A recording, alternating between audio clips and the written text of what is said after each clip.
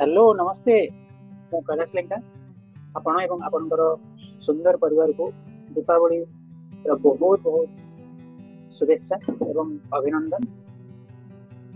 ପ୍ରତିବର୍ଷ ଆମେ ଆମର ଘରକୁ ସଜାଉ, ଦୀପ ଜାଳିଥାଉ, ମିଠାର ଆଦାନ ପ୍ରଦାନ କରୁ ଏବଂ ଆନନ୍ଦର ସହିତ ଦୀପାବଳିକୁ ପାଳନ କରୁ।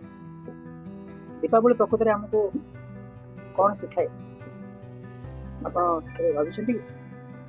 ଏହା କେବଳ ଆଲୋକ କିମ୍ବା ଫଟାକା ବିଷୟରେ ନୁହେଁ, ଏହା ସନ୍ଦେହ, ଭୟ ଏବଂ ନକାରାତ୍ମକର ଅନ୍ଧକାରକୁ ଦୂର କରିବା ବିଷୟରେ ଏବଂ ଆଲୋକ, ଜ୍ଞାନ ଏବଂ ଆଶା ଆଣିବା ବିଷୟରେ। ଦୀପାବଳି ଆମକୁ ମନେ ପକାଇ ଦିଏ ଯେ ଜୀବନରେ ଯେତେ ଅନ୍ଧକାରମୟ ହେଉ, ଗୋଟିଏ ଦୀପ ମଧ୍ୟ ପରିବର୍ତ୍ତନ ଆଣିପାରେ। 14 ବର୍ଷର ବନବାସ ପରେ ଯେତେବେଳେ ପ୍ରଭୁ ରାମ ଅଯୋଧ୍ୟା ଫେରିଥିଲେ, ଲୋକମାନେ ଯେତେବେଳେ ଦୁଷ୍ଟ ଉପରେ ସତ୍ୟର ବିଜୟ, ଅନ୍ଧକାର ଉପରେ ଆଲୋକର ବିଜୟକୁ ପାଳନ କରିବା ପାଇଁ ଦୀପ ଜାଳିଥିଲେ। ସେହିପରି ଆମେ ସମସ୍ତେ ଆମର ନିଜସ୍ୱ ଜୀବନର ଯୁଦ୍ଧର ସମ୍ମୁଖୀନ ହଉ, ଆମର କ୍ୟାରିୟର, ଆର୍ଥିକ କିମ୍ବା ବ୍ୟକ୍ତିଗତ ଜୀବନରେ ଚ୍ୟାଲେଞ୍ଜ। କିନ୍ତୁ ମନେ ରଖନ୍ତୁ, ଆମର ଅନ୍ଧକାରମୟ ମୁହୂର୍ତ୍ତରେ ମଧ୍ୟ ସେ ଛୋଟ ପଦକ୍ଷେପ, ଗୋଟିଏ ସକାରାତ୍ମକ ଚିନ୍ତାଧାରା, ଗୋଟିଏ ବୁଦ୍ଧିମାନ ନିଷ୍ପତ୍ତି ଏ ସାରା ଜିନିଷ ଗୁଡ଼ିକୁ ବଦଳାଇ ଦେଇଥାଏ। ତେଣୁ ଏହି ଦୀପାବଳିରେ ନିଜକୁ ପଚାରନ୍ତୁ, ମୁଁ ମୋ ଜୀବନକୁ କେଉଁ ଅନ୍ଧକାରକୁ ଦୂର କରିବାକୁ ଚାହୁଁଛି? ଏହା ବିଫଳତାର ଭୟ, ନା ଆର୍ଥିକ ଚାପ, ନା ସ୍ପଷ୍ଟତାର ଅଭାବ କିମ୍ବା କାମ ବିଳମ୍ବର ଭୟ କି? ଆଜି ସାହସର ସହ ସେହି ଦୀପାବଳିକୁ ଜଣାନ୍ତୁ। ଏବେ ଆସନ୍ତୁ ଏହି ପର୍ବକୁ ଆମର ଆର୍ଥିକ ଜୀବନ ସହିତ ଯୋଡ଼ିବା। ଯେପରି ଆମେ ଦୀପାବଳି ପୂର୍ବରୁ ଆମ ଘର ସଫା କରୁ, ସେହିପରି ଆମକୁ ମଧ୍ୟ ଆମ ଆର୍ଥିକ ଜୀବନକୁ ସଫା କରିବା ଉଚିତ। ଆର୍ଥିକ ଅବ୍ୟବସ୍ଥା ଏବଂ ନକାରାତ୍ମକତାକୁ ଦୂର କରିବା। ନିଜକୁ ପଚାରନ୍ତୁ, ମୁଁ କ'ଣ ରୋଜଗାର ଅପେକ୍ଷା ଖର୍ଚ୍ଚ ଅଧିକ କରୁଛି? ବୀମା ମାଧ୍ୟମରେ ମୋର ପରିବାର ପାଇଁ ପର୍ଯ୍ୟାପ୍ତ ସୁରକ୍ଷା କରିଛି କି? ମୁଁ କ'ଣ ମୋର ସ୍ୱପ୍ନରେ ଇନଭେଷ୍ଟ କରୁଛି କି, ନା କେବଳ ବଞ୍ଚିବା ପାଇଁ କାମ କରୁଛି? ଦୀପାବଳି ଆମକୁ ଆମ ଜୀବନରେ ସନ୍ତୁଳନ, ଶୃଙ୍ଖଳା ଏବଂ ସମୃଦ୍ଧି ଆଣିବାକୁ ଶିଖାଏ।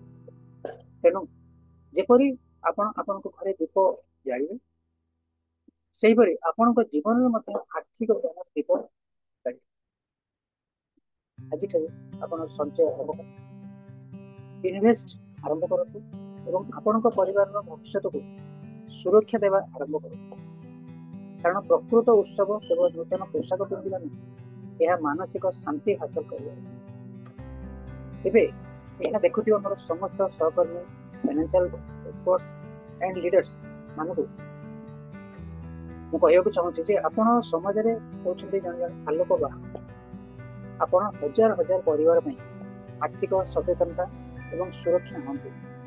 ଏହି ଦୀପାବଳିରେ ଏକ ନୂତନ ସଂକଳ୍ପ ଅଧିକ ପରିବାର ପାଖରେ ପହଞ୍ଚିବା, ଅଧିକ ଲୋକଙ୍କୁ ସୁରକ୍ଷିତ କରିବା, ଶିକ୍ଷିତ କରିବା ଏବଂ କେହି ଜଣେ ସେମାନଙ୍କର ଭବିଷ୍ୟତ ସୁରକ୍ଷିତ ଜାଣି ଶାନ୍ତିରେ ଶୋଇବାର କାରଣ ହେବା।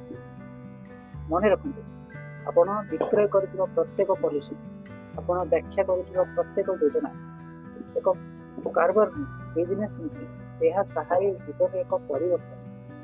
ଆପଣ ଯାହା କରନ୍ତି ତାହା ପାଇଁ ଗର୍ବ କରନ୍ତୁ, କାରଣ ଆପଣ କେବଳ ଏକ ପ୍ରଡକ୍ଟ ବିକ୍ରି କରୁନାହାନ୍ତି, ଆପଣ ଲୋକମାନଙ୍କୁ ଆଶା, ସୁରକ୍ଷା ଏବଂ ମର୍ଯ୍ୟାଦା ଦେଉଛନ୍ତି। ତେଣୁ ଫ୍ରେଣ୍ଡସ୍, ଏହି ଦୀପାବଳି ପାଳନ କରିବା ସମୟରେ ଆସନ୍ତୁ ତିନୋଟି ସିମ୍ପଲ ସଂକଳ୍ପ ନେବା। ନମ୍ବର 1, ଆପଣଙ୍କର ଚିନ୍ତାଧାରା ସ୍ପଷ୍ଟ କରନ୍ତୁ, ନକାରାତ୍ମକ ଏବଂ ଦୂର କରନ୍ତୁ। ଆପଣଙ୍କର ସମ୍ପର୍କକୁ ମଜବୁତ କରନ୍ତୁ, ଆପଣଙ୍କର ପ୍ରିୟଜନଙ୍କ ସହିତ ଟାଇମ୍ ସ୍ପେଣ୍ଡ କରନ୍ତୁ।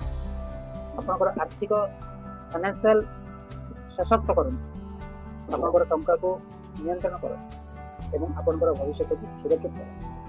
ଆସନ୍ତୁ କେବଳ ଆମ ଘରକୁ ନୁହେଁ, ଆମର ହୃଦୟ, ମନ ଏବଂ ଭବିଷ୍ୟତକୁ ଆଲୋକିତ କରିବାର ପ୍ରତିଶ୍ରୁତି ଦେବା। ଏବଂ ଏହି ପର୍ବ ଆପଣଙ୍କ ଜୀବନରେ ପ୍ରତ୍ୟେକ କ୍ଷେତ୍ରରେ ସଫଳତା, ଖୁସି ଏବଂ ମଧୁରତା ଆଣିବ। ପୁଣି ଥରେ ମୁଁ କୈଳାଶ ଲେଙ୍କା ଆପଣମାନଙ୍କୁ ସମସ୍ତଙ୍କୁ କାମନା କରୁଛି a very happy and prosperous Diwali.